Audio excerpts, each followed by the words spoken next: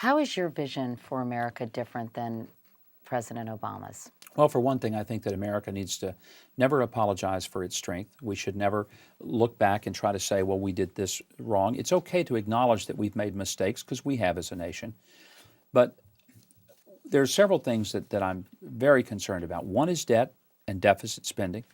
I think that we are creating a situation unlike any, even when we have amassed debt, and George Bush amassed a lot of debt. So let's not just say it was all Barack Obama, because George Bush bragged that he never raised taxes, which that's great, but he never balanced the budget either. So you've got to realize that just saying you didn't raise taxes if you ran up huge debt and deficit and kicked the can down the road for the kids of the country is not really great management. I worry about it because I feel that this is the first generation in which we have done the polar opposite of our parents' generation. Tom Brokaw called them the greatest generation, quite accurately. They were willing to make any sacrifice to lift their kids to a higher level of life than they'd ever lived. We're the generation that, for the most part, has said, so we've recklessly managed the economy, so we've created these manipulative games on Wall Street that are built on greed and have destroyed what once were great companies, and now people have lost their pensions and their paychecks. Well, by golly, we don't want to pay for it. So let's push that burden on the next generation. Now, I come from a world when if I'd broken my arm as a child, my parents would have said, son, I'll break both my arms if I could take that broken arm from you. And they really meant it.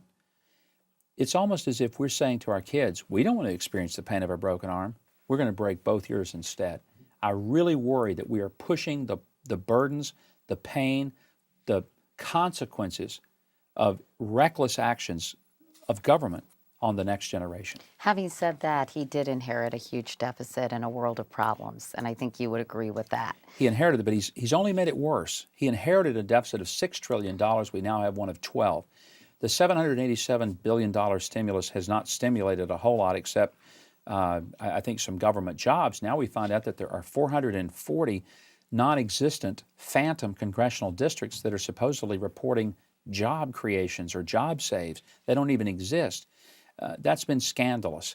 Our unemployment numbers were never supposed to get above 8% if we passed the porculus bill.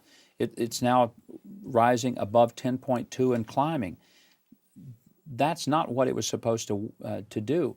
What would your approach then have been if you had been elected and you had inherited the economy that he inherited? Yeah. What do you think you would have done? What measures would you have taken that you believe the economy would be in much better shape today? Well, first thing I'd have done is to stop and at least curtail spending.